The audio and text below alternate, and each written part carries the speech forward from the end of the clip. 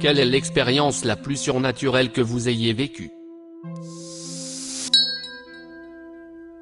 Quand j'avais entre 4 et 6 ans, je voyais un petit garçon blond à travers l'armoire à miroir de la chambre de mes parents. L'armoire était grande et en bois, mais avait des accents de miroir et des miroirs tout autour de la base.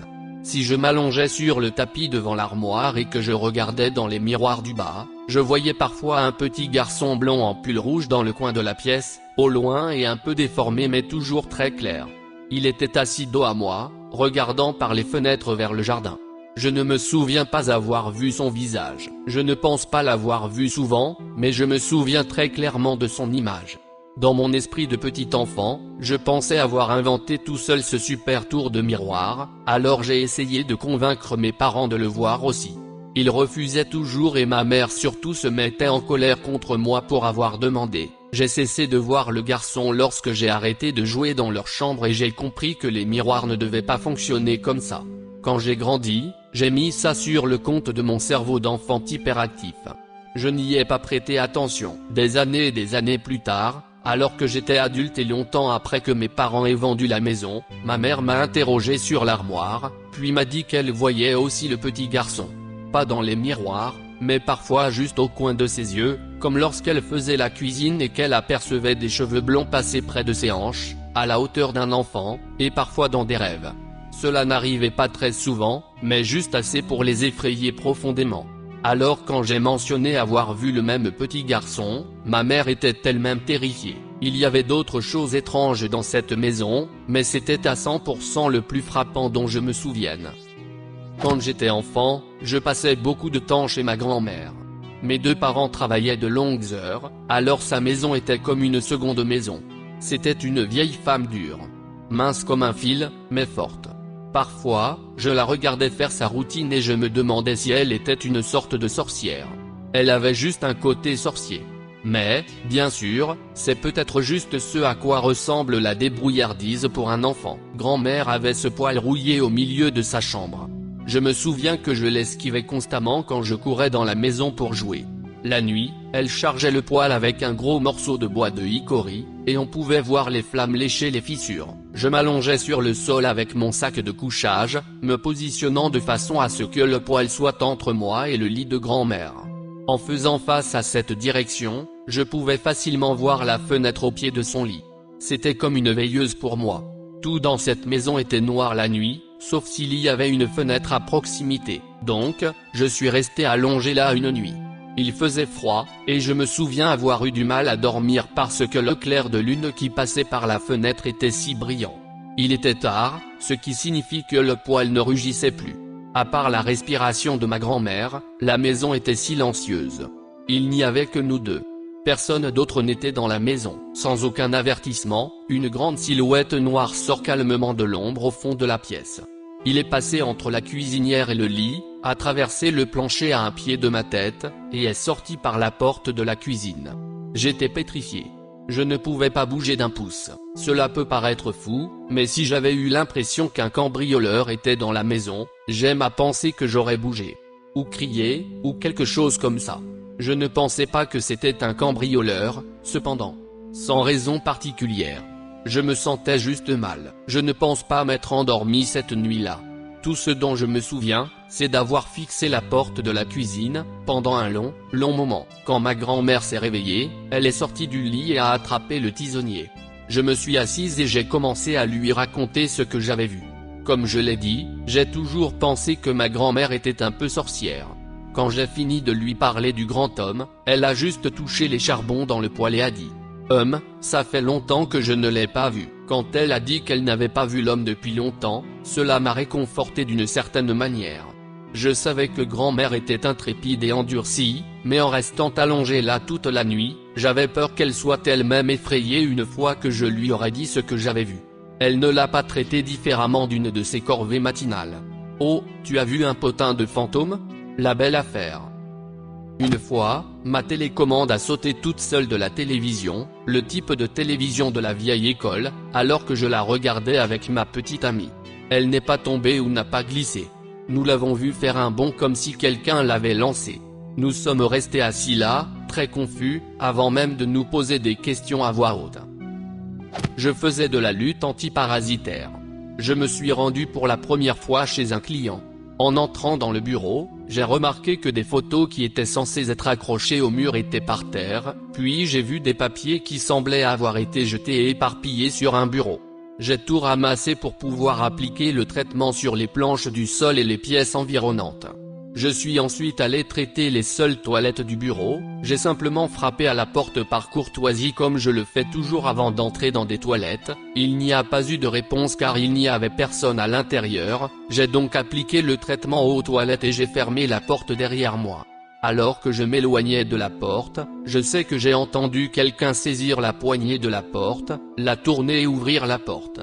Je me suis retourné et j'ai regardé pour ne voir personne derrière moi mais une porte qui s'ouvrait. Les poils de mon cou se sont instantanément dressés et j'ai mis deux ensemble. J'ai attrapé mes affaires et j'ai descendu les escaliers en courant. La réceptionniste m'a vu et a commencé à rire. Elle m'a demandé si j'avais rencontré leur petite amie d'en haut. C'était un fantôme, elle m'a dit qu'elle l'entendait marcher à l'étage tous les jours et qu'ils ne peuvent pas garder des choses sur les murs ou sur les bureaux des gens. Ils se sont simplement habitués à ça. Mon grand-père aimait beaucoup ma grand-mère. Il lui disait constamment qu'elle était belle et faisait toujours des choses embarrassantes pour la faire rire.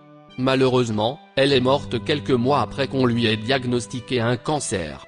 Cela l'a beaucoup affecté, mais avec le temps, il a fini par l'accepter. Mon grand-père a vécu encore 18 ans. Au cours de ces dernières années, il a développé une maladie d'Alzheimer très grave qui lui a fait oublier que sa femme était décédée et il l'appelait souvent ou nous demandait où elle était allée. Nous lui expliquions qu'elle était décédée, mais cela l'angoissait et le bouleversait. Nous avons donc décidé de lui dire elle reviendra bientôt chaque fois qu'il demandait où elle était. Un mois environ avant le décès de mon grand-père, j'étais chez lui avec ma mère et nous étions tous assis dans le salon. Mon grand-père, qui était assis sur sa chaise, a soudain commencé à nous demander frénétiquement où était ma grand-mère. Nous lui expliquons calmement qu'elle sera bientôt de retour et qu'elle était juste sortie faire quelques tâches ménagères. Contrairement à la plupart des fois, il s'obstinait à vouloir la voir. Nous lui avons expliqué à nouveau qu'elle serait bientôt de retour, mais il a continué à s'obstiner. Il a commencé à l'appeler frénétiquement.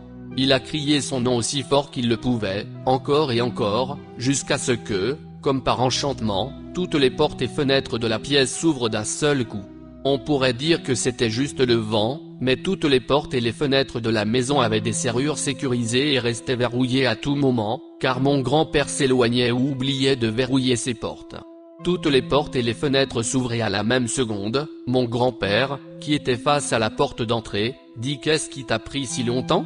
Je vous attendais avec un sourire. » Ma mère et moi n'avons pas vu la personne à qui mon grand-père a parlé mais je suis sûr qu'il a vu sa femme. Le père de ma meilleure amie, qui était un second père pour moi, est venu me voir en rêve et m'a dit de dire à ma meilleure amie qu'il l'aimait et qu'il était désolé. Je me suis réveillé avec mon téléphone portable qui sonnait et j'ai découvert que c'était mon meilleur ami, complètement hystérique, qui me disait qu'il était finalement mort de la sclérose. J'ai sangloté toute la journée. Il a été un ivrogne toute notre vie, mais il a quand même souffert. Waouh, c'est dur. Je sais que ça l'est, parce que ça m'est arrivé aussi. Mon grand-père est venu me dire qu'il m'aime, et me demander d'être forte à son enterrement, parce que mon père sera complètement brisé. Je ne l'ai jamais dit à mon père, parce qu'il ne veut pas accepter la possibilité de quelque chose d'autre que la vie ordinaire. Plus récemment, la tante de mon mari m'a rendu visite dans un rêve saisissant, me donnant des instructions sur la façon de crocheter un jouet pour son futur petit-enfant. Lorsque je me suis réveillé, j'ai appris que ma tante était décédée cette nuit-là. Je vais faire ce jouet maintenant, le bébé doit naître ce mois-ci. Il y a environ un an, mon collègue et moi sommes allés prendre un café dans un nouveau café qui s'est ouvert près de notre travail. Je faisais face à beaucoup d'anxiété concernant mon avenir. Bref, dans la file d'attente, il y avait une femme devant moi. Elle donnait sa commande quand elle s'est arrêtée au milieu de sa phrase et a regardé derrière elle pour me voir. Elle s'est retournée et a donné sa commande à la barista. Après avoir donné sa commande, elle s'approche de moi et me dit « Eh, je sais que ça va vous paraître bizarre, mais connaissez-vous un homme qui s'appelle Jim ?» Ces mots m'ont pris au dépourvu car Jim était mon grand-père. Il est mort d'un cancer. Il ne vivait pas dans le même état que moi, donc je doute que lui et cette femme l'aient jamais rencontré. Je lui ai dit que oui, c'était mon grand-père. et elle m'a dit qu'il voulait que je sache que je devais arrêter de m'inquiéter parce que tout allait bien se passer.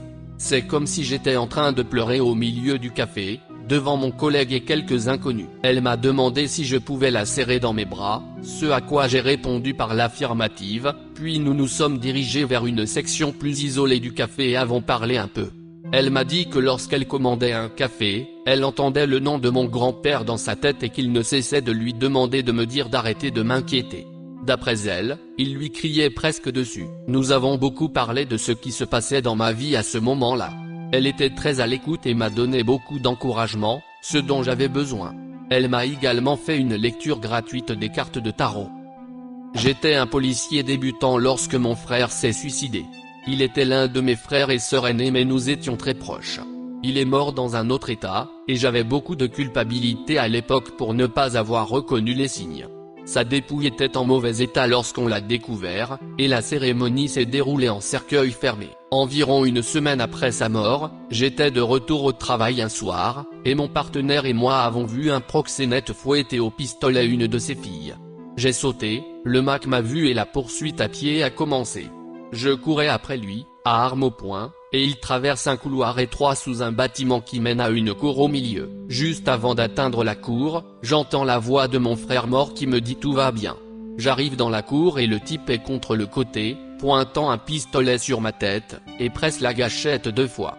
Je me suis figé pendant une milliseconde et j'ai commencé à le frapper à la tête avec mon revolver. Jusqu'à ce jour, je ne sais pas pourquoi je ne l'ai pas simplement abattu. Je l'ai menotté, je l'ai raccompagné dans la rue et j'ai trouvé mon partenaire. Je dis à mon partenaire qu'il a appuyé sur la gâchette, mais pas la voix que j'ai entendue. Nous déchargeons l'arme, revolver 32, sur place, et 2 balles portent des marques de coups. J'emmène l'arme au laboratoire pour des tests. Je raconte l'histoire au technicien. Il remet les 2 balles avec des marques d'impact et tire dans le réservoir de test. Les 2 balles ont été tirées. Quelle est l'expérience la plus surnaturelle que vous ayez vécue? Laissez un commentaire, et abonnez-vous à la chaîne si vous voulez voir plus de vidéos comme celle-ci.